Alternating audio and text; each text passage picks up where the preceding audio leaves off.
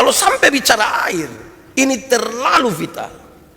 Orang boleh ada uang banyak, tapi kalau tidak ada air, beras boleh banyak, tapi kalau tidak ada air, kita biar siap hembody, tapi kalau tidak ada air. Jadi air ini sangat penting.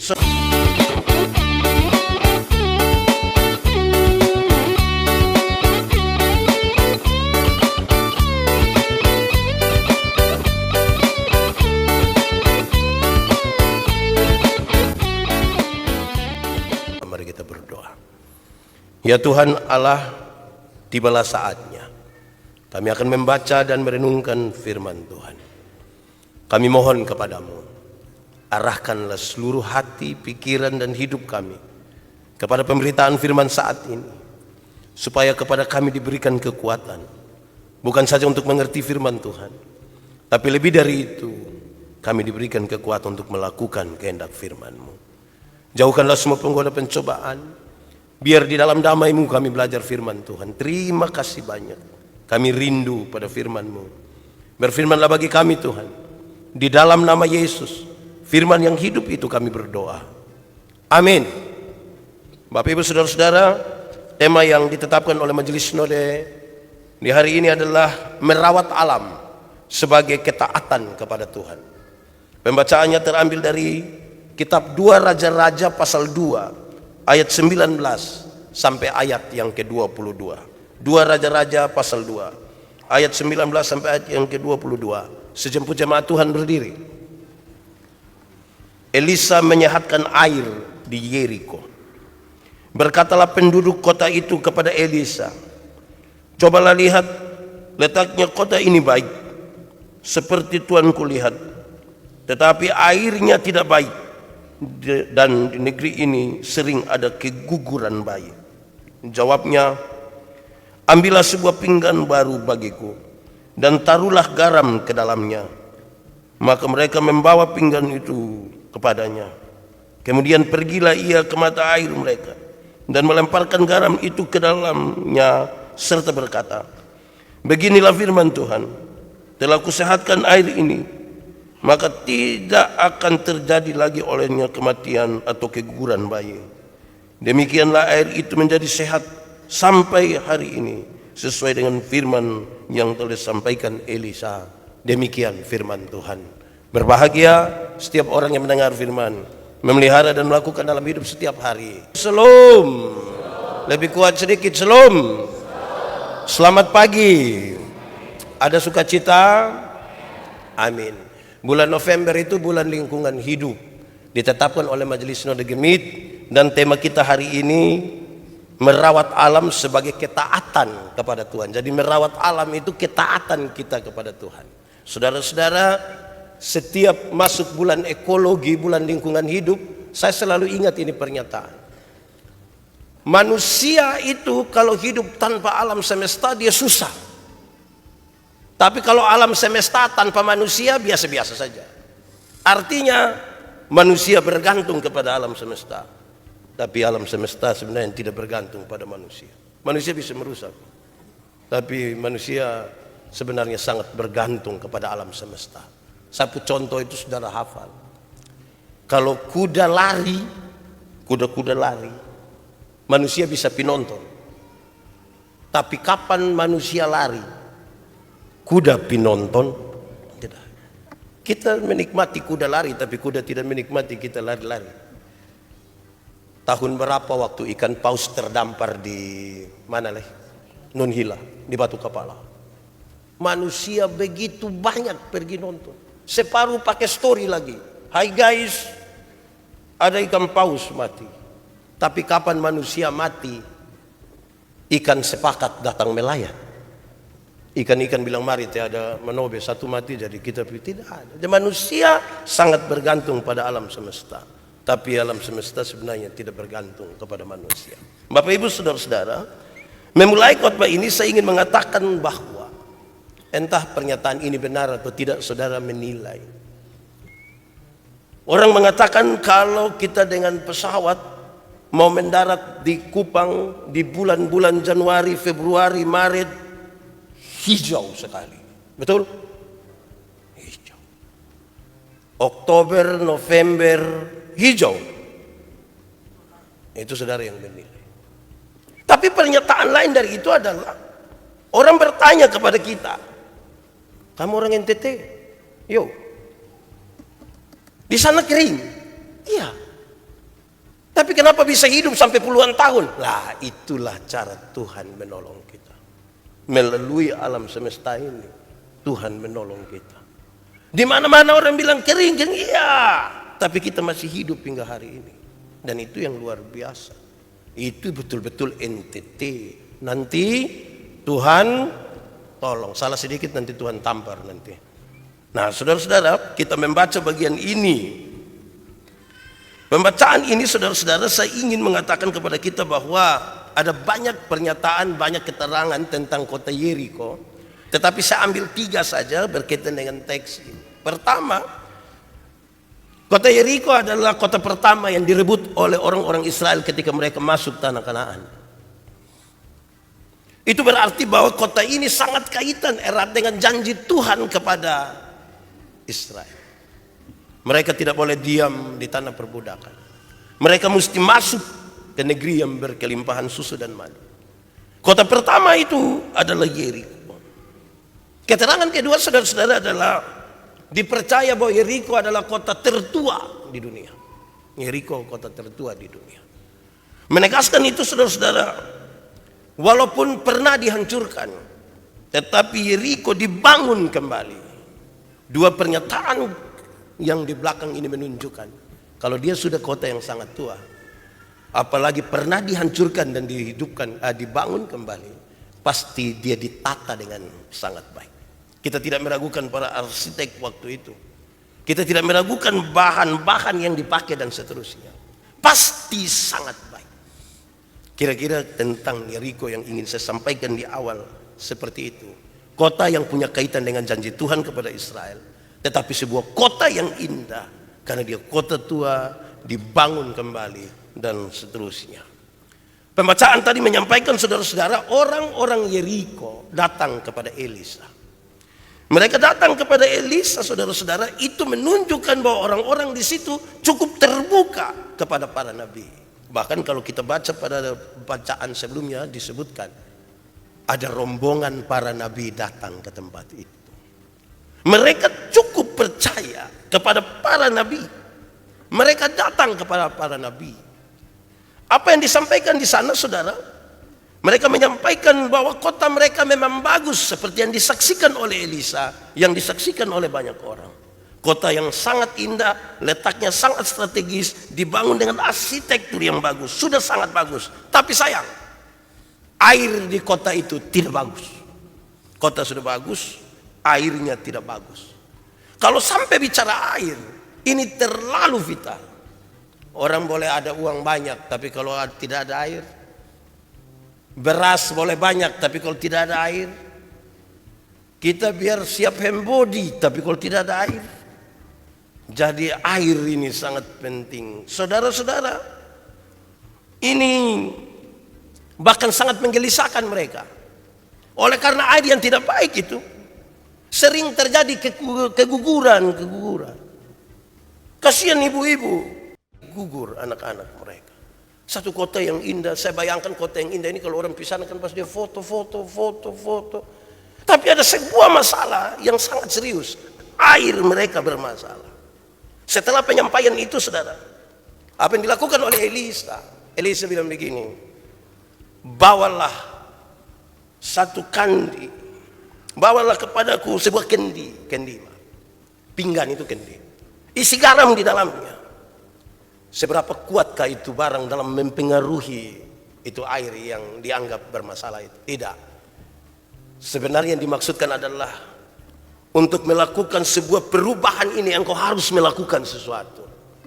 Sekecil apapun harus engkau lakukan karena engkau penduduk di kota ini. Bawalah kepadaku sebuah pinggan baru berisi garam di dalamnya. Bawa saja datang ke sini. Sebuah pekerjaan yang tidak terlalu berat bagi bangsa itu.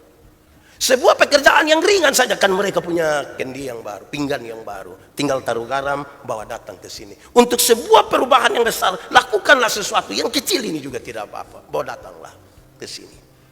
Lalu setelah mereka bawa datang, apa yang dilakukan oleh Elisa? Ia melemparkan garam itu ke mata air. Mata air yang dipakai oleh orang-orang di kota itu. Dan dia mengatakan, air ini sudah sehat. Air ini bukan saja sudah sehat, tetapi kamu akan menemukan bahwa tidak akan ada lagi bayi-bayi yang gugur. Tidak akan ada lagi. Sebuah pernyataan yang luar biasa. Kenapa? Bahkan bukan saja pada mereka waktu itu, tetapi juga bagi kita sekarang, bahwa bukan soal garam itu, bukan soal kendi itu tadi, tetapi betapa kuasa Tuhan berkuasa begitu rupa untuk mengubahkan sesuatu. Karena kota ini juga berkaitan sekali dengan janji Tuhan kepada umatnya. Mungkinkah selama ini mereka melupakan Tuhan? Mungkinkah selama ini kota ini tidak memuliakan Tuhan? Dan melalui peristiwa itu, saudara, mereka semua harus melihat kemuliaan Tuhan. Tuhan berkuasa untuk mengubahkan apa yang menjadi ketakutan mereka menjadi sebuah sukacita. Garansinya berapa lama, saudara? Yang disampaikan oleh Elisa adalah, hal ini akan terjadi untuk selama-lamanya. Bukan 5 tahun, bukan 10 tahun, bukan 20 tahun. Hal ini terjadi selama-lamanya. Bapak Ibu saudara-saudara, lalu apa hubungannya dengan tema kita hari ini? Merawat alam sebagai ketaatan kepada Tuhan. Saya ajak kita merenungkan 1-2 hal ini. Pertama, saudara-saudara, alam semesta. Kenapa kita mesti merawat ini alam semesta? Alam semesta adalah tempat pertama yang Tuhan berikan bagi manusia ketika Adam dan Hawa diciptakan. Waktu Adam dan Hawa diciptakan, yang Tuhan siapkan bagi mereka adalah alam, taman. Bukan satu rumah megah, bukan satu rumah dengan fasilitas yang mewah sekali. Bukan. Dia kasih alam semesta sebagai tempat tinggal mereka. Manusia pertama tidak diberikan rumah yang besar dengan seluruh fasilitas, tidak dengan AC 2 PK atau 3 PK, tapi alam semesta yang Tuhan kasih. Supaya manusia dalam seluruh keberhasilan seperti apapun, jangan pernah lupa bahwa tempat pertama yang Tuhan berikan bagi manusia adalah alam. Supaya orang tahu dengan pasti bahwa kalau tanpa alam ini kita susah. Saudara lihat, manusia itu Tuhan taruh pada ciptaan di hari terakhir. Setelah semuanya sudah siap, baru manusia Tuhan berikan. Supaya manusia tinggal menikmati segala sesuatu yang sudah Tuhan siapkan sebagai bagian dari pemeliharaan Tuhan kepada manusia. Tuhan menyiapkan alam semesta. Saudara-saudara, kita ini kalau duduk di dalam satu ruangan, kalau AC kurang ini kita repot. Wih, separuh nanti bilang buka jendela, buka pintu, buka atap, buka semua. Kan kita butuh angin. Kalau kita pergi ke tempat-tempat di mana orang-orang yang dekat sekali dengan alam, saya ingat kalau kita di Sabu, Amukelaga, rumah-rumah dek itu kadang-kadang mereka buat agak di sedikit ketinggian. Tidur di situ, wah aman. Saya rasa betul memang. Pertama-tama Tuhan berikan alam. Kadang-kadang kita rumah besar, bagus-bagus, tempat tidur bagus, AC, tidur tidak bisa. Orang-orang separuh tinggal di tempat yang biasa-biasa saja. Wah, dia punya tidur ini ngeri. Kita bilang, ama, kenapa bisa tidur begini ini? Dia bilang, mabok dari tadi malam. Tidak, bukan itu mabok yang apa. Tapi maksudnya ini alam, ini buat dia tidur kok. Jadi aman. Itu berkaitan dengan hati. Saudara lihat ya, restoran-restoran besar, mewah-mewah, itu berkaitan sekali dengan pemandangan. Mungkin dia pun nasi sama, berasnya juga dari Lemadang. Tapi dia jual pemandangan supaya orang lihat kembali ini dunia yang Tuhan berikan sebagai tempat di mana pertama kali kita ditaruh di situ. Bahkan bukan saja ketika manusia hidup, waktu manusia mati pun akan kembali ke situ. Dengan segala macam hal yang dilakukan oleh manusia, manusia datang dari debu ini akan kembali ke situ pun. Dari alam ini kembali ke alam ini juga. Kedua, saudara-saudara, orang beriman selalu memandang bahwa pemeliharaan Tuhan bagi manusia itu dilakukan melalui alam semesta Dan karena itu, merawat alam semesta adalah sebuah tindakan iman. Sekali lagi, merawat alam semesta adalah sebuah tindakan iman. Yang menarik saudara-saudara adalah kadang-kadang kita tidak rawat. Di bulan ekologi ini saudara-saudara, mestinya bunga-bunga kita bunga-bunga yang bunga hidup-hidup. Manusia sudah bergerak dari yang hidup pergi yang mati. Merawat itu sesuatu yang penting kembali. Sangat. Kenapa? Saudara pernah lihat pisang plastik, lemon plastik, avokat plastik, dari segi warna bagus, tapi dia rasa enak. Kan kita makan plastik. Beda dengan kalau orang tanam pisang, jeruk, alpukat. Kadang-kadang dia ada kurang-kurang sedikit begini, tapi dia rasa enak. Saya di mana-mana kalau orang siap buah, dia bilang, Pak Pendeta makan buah. Iya. Kenapa Pak Pendeta suka makan buah? Dia bilang kalau makan buah banyak kulit licin. Kalau bukan licin, balicin itu kulit. Tapi dia punya pengaruh. Jadi saudara-saudara, memang itu sebuah tindakan iman sebagai bentuk kita menyadari pemeliharaan Tuhan dalam hidup kita. Karena itu memeliharanya adalah sebuah tindakan iman.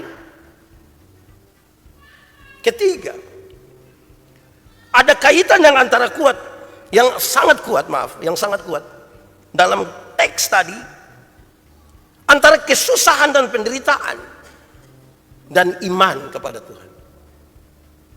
Kesusahan penderitaan yang mereka alami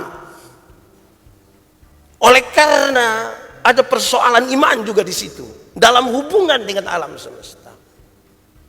Kadang-kadang yang buat kita susah itu adalah sikap kita terhadap alam ini. Saya melayani di pedalaman Nuban Timur. Satu saat jemaat datang bilang saya, Pak Pendeta, berdoa ke kita dulu. Berdoa apa? Bapak, ini air tidak ada. Kami mete air ini sampai jam 1 pagi. Sudah tunggu begitu lama, kadang-kadang kami dapat itu sudah campur lumpur Bapak. Air sedikit sekali. Kadang-kadang kami bertengkar, berkelahi gara-gara itu air. Bapak mau kami baku bunuh. Saya bilang, saya tidak berdoa. Pendeta, apa kita suruh berdoa, tidak berdoa? Saya bilang, kawan, Tuhan Allah tidak gila. Tuhan Allah tidak gila. Ada 887 kakak di ini kampung. 887. Masa Tuhan tidak siap air bagi mereka? Masa Tuhan tidak siap? Lalu Pak Pendeta, coba lihat sikap kita terhadap alam semesta. Satu kali kamu ame sensor ini, 20 pohon jatuh. Tapi dalam waktu 20 tahun kamu menanam 2 pohon. Sikap kita terhadap alam semesta mempengaruhi kita punya keadaan hari ini. Dengan cepat kita menumbangkan banyak pohon, tapi tidak dengan siap kita menanam pohon. Lalu apakah Tuhan jahat bagi kita? Tidak. Perhatikan kembali sikap kita terhadap alam ini. Karena itu ada kaitan yang sangat erat antara penderitaan kita dengan iman kita, kaitan dengan alam semesta. Saya pernah bilang, saudara-saudara, saya punya nenek ini kan orang Kapan.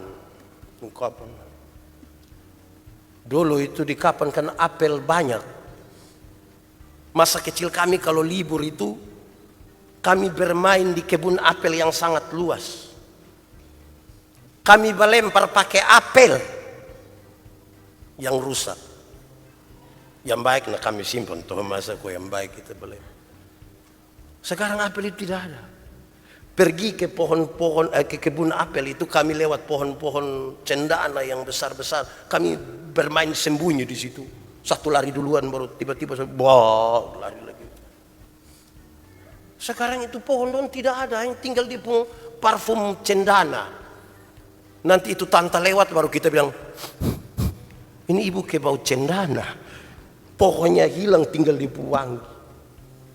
Ini saudara-saudara, sikap kita terhadap alam ini mempengaruhi apa yang kita alami.